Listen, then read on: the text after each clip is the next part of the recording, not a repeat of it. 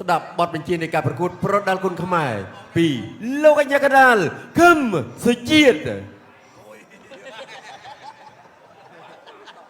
តង់លោកគ្រូអត្ថាធិប្បាយខ្លាំងជាងខ្ញុំទៅទៀតបាទខ្ញុំសរសើរនឹងតាយទេគ្រូលោកគ្រូជាតិចំភ្ញាក់លោកគ្រូជាតិចំភ្ញាក់បាទគេឈ្មោះខ្ញុំមិនឈ្មោះខ្ញុំបាទកាច់តង់អារ៉ាប់អញ្ចឹងបាទត្រៀមមកចាញ់កីឡាករបាទគ្រូនេះដឹងតែអត់ចប់ទឹកហ៎គ្រូញ៉ាឲ្យបល័យប៉ុណ្ណេះហើយបល័យនេះបល័យបបកត្រី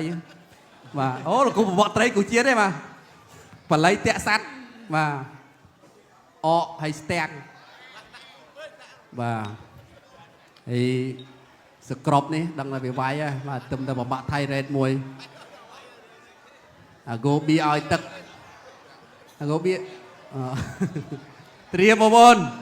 អូបល័យគ្រូញ៉ាវែងណាបាទឥឡូវដោះអាវយន់ចេះចុះក្រុមត្រៀមប្រុងពីប្រកួត Extreme Camera គុណខ្មែរគូទី6ដែលជាគូអន្តរជាតិកង់ចេញមករៀបកម្ពុជាអ៊ុយបេគីស្ថាន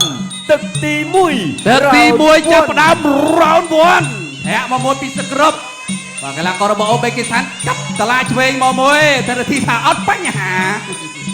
លោកឲ្យឆ្វេងមកមួយពីសក្របញាក់វិញពីធនរធីអីខាស្ដាមមកមួយពីធនរធីលោកឆ្វេងពីសក្របអត់បញ្ហាកាប់តឡាឆ្វេងបដូរកណ្ដាប់ទៅពីធនរធីបដូរមកមួយពីធនរធីអ្នកលេងរបស់ឆៅ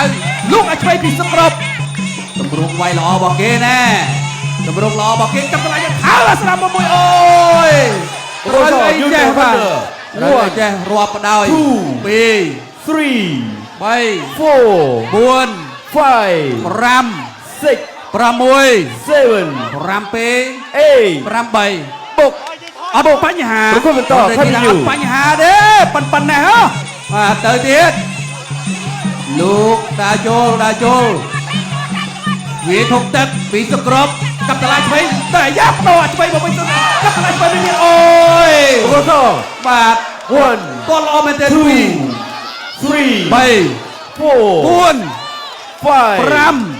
6 7 8 វាយបានទៀតវាយបានទៀតសក្របនេះការប្រកួតឈ្នះថៃរ៉េតដែលប្រើចង្គង់បាទហាន់ឌីយូទៅទៀតហើយបាទធាក់ឆ្វេងទល់